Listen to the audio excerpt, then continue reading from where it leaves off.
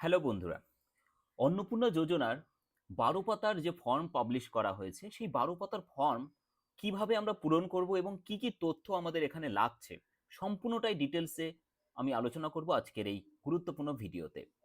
আরো একটা বিষয় বলে দিই, আমরা প্রত্যেকেই জানি যে অন্নপূর্ণা যোজনার অ্যাপ্লিকেশন আমরা দুটো পদ্ধতিতে করতে পারছি। একটা অনলাইন আর অপরটা হচ্ছে কি অফলাইন। কিন্তু এখনো অনলাইন যেহেতু পোর্টাল কিন্তু আমাদের ওপেন হয়নি, তাই আমরা কি অফলাইনের কিভাবে পূরণ করব সেই ফর্মটা সেটা একবার দেখে নেব। কারণ আমরা যারা অনলাইনে ফর্ম ভরবো তাদেরকেও কিন্তু আসলে এই ফর্মটাই পূরণ করতে হবে অনলাইনে। আর ফর্মে কিন্তু ১২টা পাতা রয়েছে, প্রচুর ডিটেলস দিতে হচ্ছে, তাই ভালো করে একবার আমার সঙ্গে প্রত্যেকে দেখে নেবেন। তো শুরু করছি আজকের গুরুত্বপূর্ণ ভিডিও। প্রত্যেকে এইরকমই গুরুত্বপূর্ণ ভিডিও পেতে চ্যানেলটিকে এক্ষুনি সাবস্ক্রাইব বাটনে ক্লিক করে সাবস্ক্রাইব করে নিন। দেখুন এখানে রয়েছে আমার কাছে বাংলা ফর্ম, অর্থাৎ দুটো ল্যাঙ্গুয়েজে ফর্ম আছে, একটা ইংরেজি একটা বাংলায়। আমি আপনাদের সুবিধের জন্য বাংলাটা বেছে নিয়েছি। অন্নপূর্ণা যোজনা পারিবারিক তথ্য সংগ্রহের ফর্ম, অর্থাৎ আমরা এখান থেকে কি কি তথ্য লাগবে সবকিছু বিস্তারিত দেখে নিই। প্রতিটি বিভাগে কি লেখা রয়েছে একবার দেখে নিই আগে। স্পষ্ট ক্ষেত্র, টিক বা চেক বক্সের বিকল্প এবং নির্দেশাবলী রয়েছে। প্রতিটি চেক বক্স ও ক্ষেত্র পরিষ্কারভাবে চিহ্নিত করা রয়েছে। আবেদনকারী এবং যাচাইকারী কর্মকর্তাদের জন্য প্রয়োজনীয় নির্দেশাবলী প্রদান করা হয়েছে। প্রতিটি বিভাগ পূরণ করা বাধ্যতামূলক। প্রথমেই দেখে নিচ্ছি কি রয়েছে বিভাগ বা ক্ষেত্রতে। পারিবারিক পরিচয়। এই যে পারিবারিক পরিচয়, এইখানে পরিবারের প্রধান নাম দিতে গিয়ে আমরা অনেক সময় সমস্যায় পড়ছি যে পরিবারের নাম আসলে কাকে দেব। হয়তো একটা পরিবারে পিতা, তার ওয়াইফ অর্থাৎ যিনি অ্যাপ্লাই করবেন সেই ওয়াইফ, তার হাজবেন্ড এবং তার সন্তানরা রয়েছে, এবং সেই যে তার হাজবেন্ড তার বাবা হয়তো তাদের সঙ্গেই রয়েছে, তাহলে সেই ভদ্রলোক কি এই পরিবারের মধ্যে আসবে? সেই বিষয়টা আমরা বিস্তারিত আলোচনা করব একদম ভিডিওর শেষে। কারণ নিচে আমাদের একদমই পিডিএফ এ লিখে মেনশন করা দেয়া দেয়া রয়েছে যে পরিবারের প্রধান আসলে কে। তো শেষ পর্যন্ত অবশ্যই সকলকে থাকতে হবে। তাহলে পারিবারিক পরিচয়, এখানে পরিবারের প্রধানের নাম অর্থাৎ হেড অফ দ্য ফ্যামিলি কি হবে? মনে করুন আপনি অ্যাপ্লাই করছেন, তাহলে আপনার হাজবেন্ডের নামটা এখানে আমরা দিচ্ছি, বা আপনিই পরিবারের প্রধান তাহলে আপনার নাম এখানে দেবেন। তাহলে পুরো নাম এখানে লিখতে হবে। ঠিক আছে? এরপরে দেখুন এখানে সঠিক হলে টিক চিহ্ন, এইভাবে টিক দিন, অর্থাৎ আধার কার্ড অনুযায়ী। তার মানে আধার কার্ড অনুযায়ী যে আপনার নাম সেই নামটাই এখানে লিখতে হবে। এবার কথা হচ্ছে বাংলায় না ইংরেজিতে লিখব। বাংলায় লিখতে পারেন বা ইংরেজিতে। জন্ম তারিখ, দিন প্রথমে লিখতে হবে, মাস তারপরে বছর। অর্থাৎ মনে করুন যে ১১ তারিখ, মাস মনে করুন ফেব্রুয়ারি, তাহলে ০ লিখবেন, ২ লিখবেন, ঠিক আছে? তারপরে বছর লিখতে হবে, সাপোজ দিন ১৯৯২। তো এইভাবে আমরা এখানে পূরণ করব। আমি একটা এখানে উদাহরণ হিসেবে তুলে ধরলাম। পরিবারের প্রধানের এইচ ও এফ লিঙ্গ, অর্থাৎ পরিবারের প্রধানের লিঙ্গ পুরুষ, তিনি মহিলা না অন্যান্য। যদি পুরুষ হয় তাহলে পুরুষ দেব, বা যদি মহিলা হয় সেক্ষেত্রে আমরা মহিলা দেব। ঠিক আছে? যে কোনো একটাই টিক করব আমরা। এরপরে দেখো পরিবারের প্রধানের আধার নম্বর, অর্থাৎ পরিবারের যে প্রধানের কথা আমরা এখানে লিখেছি সেই পরিবার প্রধানের যে আধার নম্বর সেটা মাস্ট বি এখানে কিন্তু আমাদের দিতে হবে। সেটা বাংলায় লিখবেন বা ইংরেজিতে যে কোনোভাবে লিখতে পারেন। ঠিক আছে? তারপরে ডিজিটাল রেশন কার্ডের পারিবারিক আইডি যদি থাকে, এখানে অনেকেরই ডিজিটাল রেশন কার্ডের আইডি নেই, সেক্ষেত্রে না দিলেও চলবে, কিন্তু যদি থাকে সেক্ষেত্রে আমাদের দিতে হবে, সেই জন্য মেনশন করা আছে যদি থাকে। পরিবারের সদস্য সংখ্যা, পরিবারের সদস্য সংখ্যা এখানে হতে পারে ৩ জন, ৪ জন বা ৫ জন, তার থেকে বেশি নয়, ৫ জন ম্যাক্সিমাম। শুধুমাত্র সংখ্যাটা দিতে হবে এখানে, অর্থাৎ যদি ৩ জন হয় বা ৪ জন হয় সেক্ষেত্রে আমরা ৪ লিখব।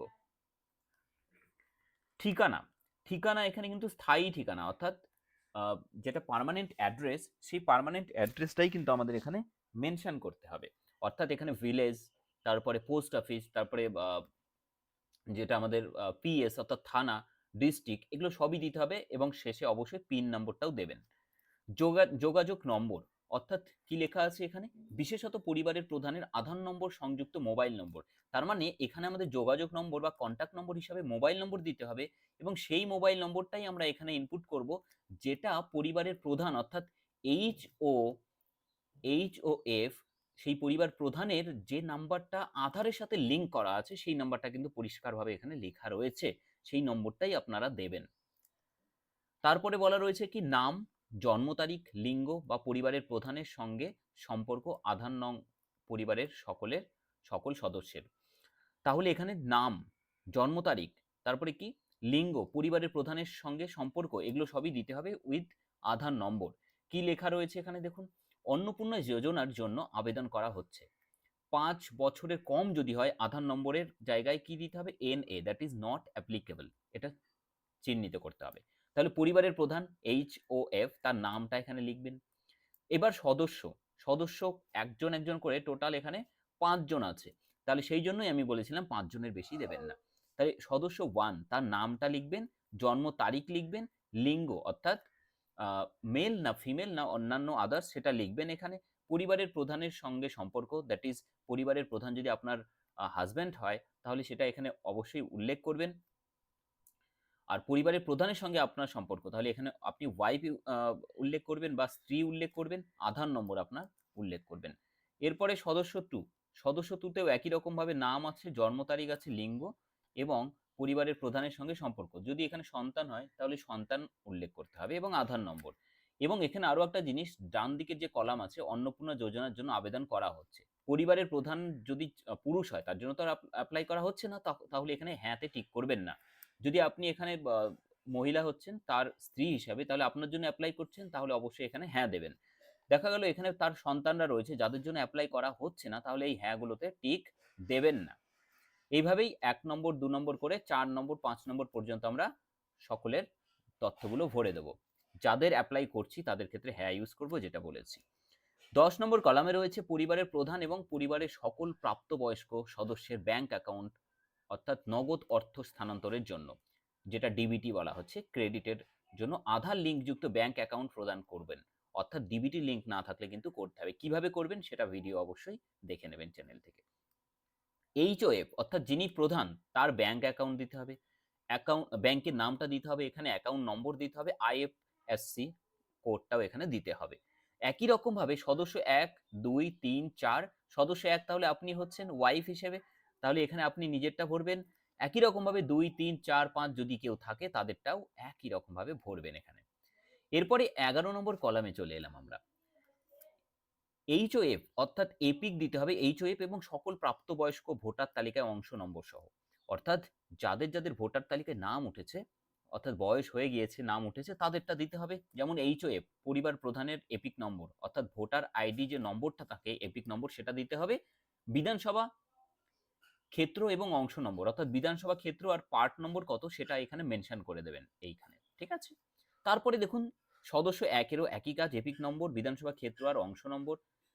2, 3, 4 এবং 5 নম্বর সদস্যের ক্ষেত্রেও একই কাজ করতে হবে। এরপরে বিভাগ, বিভাগ বলতে এখানে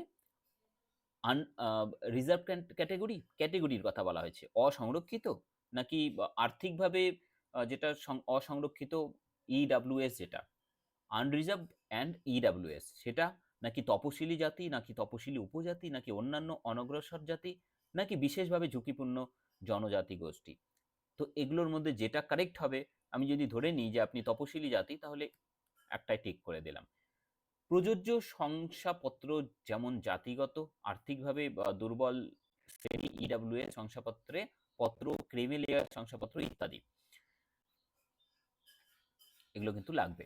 রেশন কার্ডের কথা এখানে বলা রয়েছে। রেশন কার্ড দেখুন সকল সঠিক তথ্যকে টিক দিতে হবে। প্রথমে বলেছে আপনার কি ডিজিটাল রেশন কার্ড আছে, যদি থাকে তাহলে হ্যাঁ, আর যদি না থাকে তাহলে না। যদি থাকে হ্যাঁ দিলেন, যদি হ্যাঁ হয় তবে কার্ডের ধরন কোনটা, যদি হ্যাঁ হয় তাহলে এখানে চলে আসবে এই অপশনস গুলো, যদি না থাকে তাহলে তো এই প্রশ্ন গুলো আসছেই না। যদি হ্যাঁ হয় সেক্ষেত্রে AAY না PHH নাকি SPHH, RKHSY 1 আছে, 2 আছে, ভর্তুকিহীন কোনটা, ঠিক আছে।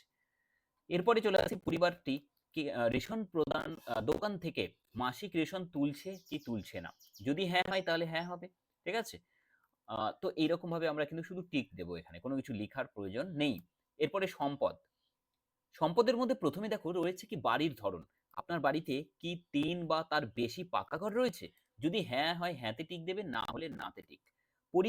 পারিবারিক জমির মালিকানা, যদি পারিবারিক জমি সেই জমির মালিকানা যদি হ্যাঁ হয় তাহলে হ্যাঁতে, না হলে নাতে টিক দিতে হবে। আর রেজিস্ট্রেশন নথি, মিউটেশন কপি এবং ROR হালনাগাদের তারিখ সহ সর্বশেষ জমির রেকর্ডের কপিও এখানে প্রদান করতে হবে, যদি হ্যাঁ হয় তবে এগুলো।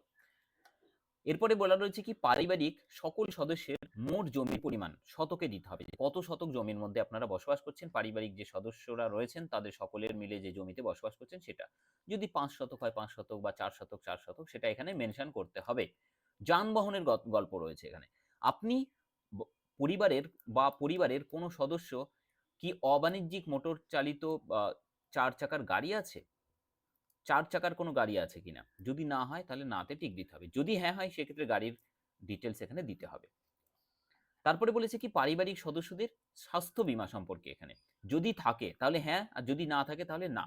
যদি হ্যাঁ হয় তবে হ্যাঁ হয় তবে সরকারি বা বেসরকারি বীমার অঙ্ক এবং প্রিমিয়ারের বিবরণ এখানে দিতে হবে। যদি মনে করি যে হ্যাঁ আমাদের পারিবারিক কোনো সদস্যের স্বাস্থ্য বীমা করা রয়েছে তাহলে এখানে আমাদের এই কলামগুলো পড়তে হবে। সরকারি হলে সরকারিতে টিক করতে হবে, বেসরকারি হলে বেসরকারিতে। বীমার অঙ্ক, বাৎসরিক কত আমরা প্রিমিয়াম ভরি সেই প্রিমিয়ামগুলোর বিবরণ এখানে চাওয়া হয়েছে। সদস্য 1, 2, 3, 4, 5 সকলের এখানে একই কাজ। এরপরে আয় বা ইনকাম। কোনো সদস্য কি আয়কর বা পেশাগত কর প্রদান করে থাকে? যদি করে থাকে তাহলে হ্যাঁ, আর যদি করে না থাকে তবে নাতে টিক করতে হবে। পরিবারের সদস্যদের প্যান কার্ড সম্পর্কে বলা রয়েছে। যাদের ব্যাংকের অ্যাকাউন্ট করা হচ্ছে এখন সকলেরই প্রায় প্যান কার্ড রয়েছে। কারণ প্যান কার্ড ছাড়া ব্যাংকের কিন্তু এখন অ্যাকাউন্ট খুলতে দেওয়া হয় না। যদি হ্যাঁ হয় তাহলে হ্যাঁতে টিক, যদি হ্যাঁ হয় তাহলে নাম এবং প্যান নম্বর, HOF এর নাম এবং তার প্যান নম্বর। সদস্য 1 এর নাম, তার প্যান নম্বর, 2 এর একই ক্ষেত্রে নাম, প্যান নম্বর, অর্থাৎ প্রত্যেকের নাম এবং প্যান নম্বরটা এখানে মেনশন করতে হবে। এরপরে কর্মসংস্থানের ধরন। পরিবারের প্রধান তিনি কি ধরনের কাজের বা কর্মের সঙ্গে যুক্ত রয়েছেন? সরকারি ক্ষেত্র, বেসরকারি ক্ষেত্র, অর্থাৎ সরকারি ক্ষেত্র হলেও আমাদের মেনশন করতে হবে, যেটা অ্যাকচুয়াল সেটাই মেনশন করতে হবে, লুকোনোর কোনো জায়গা নেই, লুকোতে যাবেন না কেউ।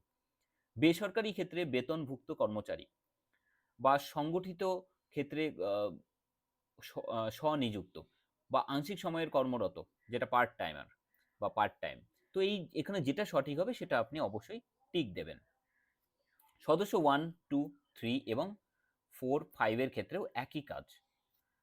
এরপরে রয়েছে কি পরিবারের শিক্ষিত প্রাপ্তবয়স্ক সদস্যদের সংখ্যা এবং পরিবারের অশিক্ষিত প্রাপ্তবয়স্কদের সংখ্যা, অর্থাৎ কতজন শিক্ষিত প্রাপ্তবয়স্ক, কতজন অশিক্ষিত সেটা আমাদের মেনশন করতে হবে। এবার পরিবারের প্রধান যিনি HOF তিনি কি শিক্ষিত না অশিক্ষিত, সর্বোচ্চ শিক্ষাগত যোগ্যতা কি সেটা আমাদের এখানে মেনশন করতে হবে। যদি শিক্ষিত হয়, আর অশিক্ষিত হলে তবুও আমাদের কিন্তু মেনশন করতে হবে। সদস্য 1 তার ক্ষেত্রেও তিনি শিক্ষিত না অশিক্ষিত মেনশন করতে হবে এবং সর্বোচ্চ শিক্ষাগত যোগ্যতা দিতে হবে। তাহলে এখানে 1, 2 করে 5টা সদস্যেরই আমরা কিন্তু ডেটাটা পূরণ করে দিলাম। এরপরে কোনো সদস্য কি কোনো সাংবিধানিক পদ, মন্ত্রী, সাংসদ, বিধায়ক, পৌরস্থানীয় সংস্থা এবং পঞ্চায়েত সংস্থার প্রাক্তন বা বর্তমান ধারক, অর্থাৎ এগুলোর মধ্যে যদি কোনোটাই না হয় তাহলে একদম সরাসরি নাতে টিক দেবেন। কোনো সদস্য কি সরকারি পেনশনভোগী? যদি না হয় তবে নাতে টিক দেবেন। যদি পেনশনভোগী হয় হ্যাঁতে টিক দেবেন। যিনি সরকারি পেনশনভোগী তার সদস্য নম্বরটা এখানে শুধু লিখতে হবে, যে 2 নম্বর সদস্য বা 3 নম্বর সদস্য, শুধু নম্বরটা। এবং তার সাথে দেখুন এখানে বলেছে যদি হ্যাঁ হয় তাহলে পেনশন স্লিপ সংযুক্ত করতে হবে, অর্থাৎ পেনশন স্লিপও কিন্তু এখানে প্রয়োজন আছে। কোনো সদস্য কি জিএসটির অধীনে নিবন্ধিত আছে, অর্থাৎ জিএসটি নম্বর আছে কোনো সদস্যের? যদি না থাকে তবে নাতে টিক দেবেন, যদি থাকে তাহলে নাম্বারটা এখানে লিখতে হবে, GSTIN যেটা। পরিবারের মোট বার্ষিক আয় টাকাতে কত সেটা এখানে মেনশন করতে হবে, অর্থাৎ বার্ষিক পার অ্যানাম বছরে কত ইনকাম হয় সেটা এখানে লিখতে হবে। যদি 1 লক্ষ হয় 1 লক্ষ দিতে হবে, বা দেখা গেল যে 96,000, ঠিক আছে, তাহলে সেটা লিখতে হবে, অর্থাৎ যেটাই হবে সেটা লিখতে হবে এখানে। তারপরে রয়েছে CAA আবেদনের বর্তমান অবস্থা সম্পর্কে। পরিবারের প্রধান প্রযোজ্য যদি না হয়, দ্যাট ইজ নট অ্যাপ্লিকেবল, তাহলে নট অ্যাপ্লিকেবল দিলে আর এগুলো আসবে না। আর যদি হয় সেক্ষেত্রে আমাদের দিতে হবে। 1, 2, 3, 4 করে 5 জন সদস্যের একই কাজ। অন্যান্য Kisan credit card, that is Kisan credit card, Kisan credit card ARD, শিল্পী ক্রেডিট কার্ড, মৎস্যজীবী ক্রেডিট কার্ড বা শিক্ষার্থী ক্রেডিট কার্ড, যেটাই হোক না কেন সেটা সম্পর্কে এখানে জানতে চাওয়া হয়েছে। পরিবারের প্রধান নম্বর কি আছে, আইডি সংখ্যা আছে, যে তারিখে ইস্যু করা হয়েছে সেটা। সদস্য 1, 2, 3, 4, 5 এর একই কাজ আছে এখানেও। এবং এরপরে দেখো রয়েছে কি SIR 2026-এ যেটা হয়েছে, সেই SIR এর নাম বাদ পড়ে থাকে তবে মামলাটি ট্রাইব্যুনালে বিচারাধীন কিনা। যদি প্রযোজ্য না হয় এই বিষয়ে তাহলে না করতে হবে, প্রযোজ্য নয়। আর যদি না হয় তাহলে না করতে হবে, আর হ্যাঁ যদি হয় তবে মামলার বিবরণ এখানে মেনশন করতে হবে। বিদ্যালয়ে অধ্যয়নরত পরিবারের সকল শিশুর বিবরণ সম্পর্কে চাওয়া হয়েছে। এখানে সদস্য 1, 2, 3, 4, 5 প্রত্যেকে যদি অধ্যয়নরত হয় তাদের সম্পর্কে এখানে বিস্তারিত আমাদের তথ্য চাওয়া হয়েছে। সদস্য 1, শিশু সদস্য 1, শিশুর নাম দিতে হবে, শ্রেণী দিতে হবে, বিদ্যালয়ের নাম, ধরনটা কোন ধরনের বিদ্যালয়, সরকারি বিদ্যালয় না সরকারি সাহায্যপ্রাপ্ত, নাকি স্পন্সর্ড বিদ্যালয়, নাকি বেসরকারি বিদ্যালয়। তো যেটাই হোক, সরকারি সাহায্যপ্রাপ্ত বা সরকারি গভর্নমেন্ট স্পন্সর্ড হোক, সেটাতে আমরা টিক দেব। এরপরে একই রকম ভাবে স্বীকৃত মাদ্রাসা না অন্যান্য মাদ্রাসা না অন্যান্য, কোনটা ঠিক সেটা দেব। এবং 2 নম্বর সদস্যের ক্ষেত্রেও একই কাজ আমরা এখানে করব, অর্থাৎ যেটাই হোক সেটাতে আমরা টিক মার্ক দেব। ঠিক আছে? এক্ষেত্রে বলে রাখি যে এই সরকারি সাহায্যপ্রাপ্ত হোক বা সরকারি স্পন্সর্ড হোক বা যেটাই হোক না কেন, আমরা কিন্তু এইখানে টিক দেব, তাহলেই তিনটের মধ্যে যে কোনো একটা হয়ে যাবে। অর্থাৎ আমরা সরকারি স্কুলে পড়ি মানে এখানে টিক দিয়ে দেবো। আমরা জানি না অনেকেই যে সরকারি স্কুলটা আসলেই সাহায্যপ্রাপ্ত না স্পন্সর্ড, আমাদের অনেকের জানা থাকে না। আমাদের সন্তানরা যে স্কুলে পড়ে সরকারি স্কুল, বাট সেটা সরকারি সরাসরি নাকি সাহায্যপ্রাপ্ত না স্পন্সর্ড, সেটা না জানলে কোনো অসুবিধা নেই, জাস্ট টিক দেবো আমরা। আর যদি বেসরকারি বিদ্যালয়ে পড়ে তাহলে তো নিচে টিক দেবো আমরা। 2 নম্বর সদস্য, 3 নম্বর সদস্য, 4 এবং 5 নম্বর সদস্যর একই রকম কলাম রয়েছে। এরপরে আমরা দেখতে পাচ্ছি শিশুদের টিকাকরণের বর্তমান অবস্থা। টিকাকরণ সম্পর্কে এখানে চাওয়া হয়েছে। টিকাকরণের যে তাদের যে কার্ড রয়েছে সেই কার্ড থেকে আপনারা যে ডেটা পাবেন সেই ডেটাটা এখানে দেবেন। শিশু সদস্য, হ্যাঁ টিকাকরণ শুরু হয়েছে, সম্পন্ন হয়েছে। টিকাকরণ করা হয়নি, যদি করা হয়নি দিই তার কারণ মেনশন করতে হবে এখানে না নেওয়ার। আর যদি হ্যাঁ টিকা নেওয়া হয়েছে তাহলে কিন্তু আমরা এখানে সরাসরি টিকা নেওয়া হয়েছে হ্যাঁতে টিক দেব এবং সম্পন্ন হয়েছে। লাস্ট যে টিকা নেওয়া হয়েছে তার তারিখটা এখানে মেনশন করতে বলা হয়েছে, শেষ টিকাকরণের। এরপরে দেখুন আরো একটা গুরুত্বপূর্ণ বিষয়, এটা মোস্ট ইম্পর্ট্যান্ট একটা জায়গা, সরকারি প্রকল্পের আওতার সুবিধা। অর্থাৎ আপনি কি কোনো সরকারি প্রকল্পের সুবিধা ডিবিটি মাধ্যমে পাচ্ছেন? ডিবিটি অর্থাৎ আমরা অনেকেই কিন্তু ডিবিটি লিঙ্ক যেটা রিসেন্ট করছি বা অনেকে এর আগেও করেছিলাম, তো সেই ক্ষেত্রে অনেকেই আমরা লক্ষ্মীর ভান্ডার পেয়েছি, কিন্তু তারা এখানে কি লিখবেন? পরিবারের প্রধান হ্যাঁ কি না লিখবেন। যদি হ্যাঁ হয় তবে প্রকল্পের নাম লিখতে হবে যে হ্যাঁ আমি এই প্রকল্প থেকে টাকা পাচ্ছি। তাহলে পরিবারের প্রধান যদি না পেয়ে থাকে তাহলে না দিলাম। এরপরে ডিবিটি লিঙ্কের মাধ্যমে যেহেতু বলেছে, যদি আপনি লক্ষ্মীর ভান্ডার পেয়ে থাকেন এবং আপনার ডিবিটি লিঙ্ক করা থাকে তাহলে হ্যাঁ দেবেন। আর যদি না আপনি ডিবিটি লিঙ্ক করা ছিল না কিন্তু আপনি টাকা পেয়েছেন, সেক্ষেত্রে আপনি না ইউজ করতে পারেন। এক্ষেত্রে বাকি সদস্যের ক্ষেত্রেও একই কাজ করবেন। এরপরে আমরা একদম শেষের দিকে চলে এসেছি, আর গুরুত্বপূর্ণ বিষয় যেটা বলেছিলাম পরিবার সম্পর্কে জানাবো সেটাও এখানে জানাবো আমি। ঘোষণা ও সম্মতি, অর্থাৎ আপনি এতক্ষণ ধরে যে কাজগুলো করলেন, যে ফর্মগুলো পূরণ করার ক্ষেত্রে ডেটাগুলো ইউজ করলেন, সেই ডেটাগুলো আপনি সঠিক ব্যবহার করেছেন কি করেননি সেই সম্পর্কে এখানে একটা আপনাকে ঘোষণা দিতে হবে যে আমি এই মর্মে ঘোষণা করছি যে, ডিক্লিয়ারেশন যেটা আমরা বলে থাকি, ওপরে প্রদত্ত তথ্য আমার জ্ঞান ও বিশ্বাস অনুযায়ী সত্য এবং প্রযোজ্য ক্ষেত্রে আমি সকল সহায়ক নথি প্রদান করেছি এবং এই ক্ষেত্রে আমরা এই ঘোষণাটা যেটা করছি সেটা সঠিক, সেটা সম্মত দিয়ে এখানে আমাদের স্বাক্ষর করতে হবে। এই ফর্মটি যাচাইযোগ্য আর কি। এবারে বলে দিই যে পরিবার সম্পর্কে যেটা বলা হয়েছে সেই পরিবার বলতে আসলে কি? পরিবার বলতে এখানে এমন একদল ব্যক্তিকে বলা হচ্ছে যারা সাধারণত একসঙ্গে বসবাস করেন এবং একই রান্নাঘর থেকে খাবার গ্রহণ করেন, অর্থাৎ তারাই হচ্ছে একটা পরিবার এখানে। ঠিক আছে? অর্থাৎ একটা পরিবারের পিতা, মাতা, তাদের সন্তানরা মিলে একটা পরিবার এখানে ধরা হচ্ছে, যারা একই রান্নাঘর থেকে খাবার গ্রহণ করে থাকে। তাহলে খুব সহজভাবে পরিবারটা কি আমরা বুঝতে পেরে গেছি। এন্ড অফ ফর্ম, অর্থাৎ ফর্ম এখানে সমাপ্ত হচ্ছে। পরবর্তী যে অংশটা রয়েছে শুধুমাত্র সরকারি ব্যবহারের জন্য, সরকারি ব্যবহারের জন্য মানে যারা আমরা জমা দেওয়ার পরে এখানে যাদের কাছে আমরা জমা দিচ্ছি তারা, অর্থাৎ সরকারিভাবে তারা কিন্তু এই কাজগুলো করবেন। এখানে আমরা কিছু লিখতে যাব না। তো এই হচ্ছে বিষয়। তাহলে এই যে ১২ পাতার ফর্ম আমরা দেখলাম, এই ১২ পাতার ফর্ম কিন্তু অত্যন্ত ভাইটাল, কারণ এই ১২ পাতার ফর্ম যদি আমরা ভুল করে থাকি তাহলে কিন্তু আমাদের সমস্যা তৈরি হতে পারে আমাদের অন্নপূর্ণা যোজনায় নাম ওঠার ক্ষেত্রে। তাহলে খুব সাবধানতার সঙ্গে করবেন এবং যদি কোথাও কোনো ডাউট থাকে সেটা অবশ্যই কমেন্ট সেকশনে লিখবেন। এরপরে আরো গুরুত্বপূর্ণ এরকম ভিডিও কিন্তু পেতেই থাকবেন এই চ্যানেলে, এবং সেই জন্য আপনারা অবশ্যই চ্যানেলটিকে সাবস্ক্রাইব বাটনে ক্লিক করে সাবস্ক্রাইব করে দিন এবং অল নোটিফিকেশন অন করে দেবেন। এবং আরো একটা বিষয় বলে দিই যে আমাদের যে পোর্টাল রয়েছে অন্নপূর্ণা পোর্টালে যখনই অনলাইন অ্যাপ্লাই করা সম্ভব হবে তখন আমরা অবশ্যই আপনাদের সঙ্গে সেই ভিডিওটা স্টেপ বাই স্টেপ আলোচনা করব যে কিভাবে সেই ফর্মটা পূরণ করবেন। থ্যাংক ইউ সকলকে। থ্যাংক ইউ শেষ পর্যন্ত সঙ্গে থাকার জন্য।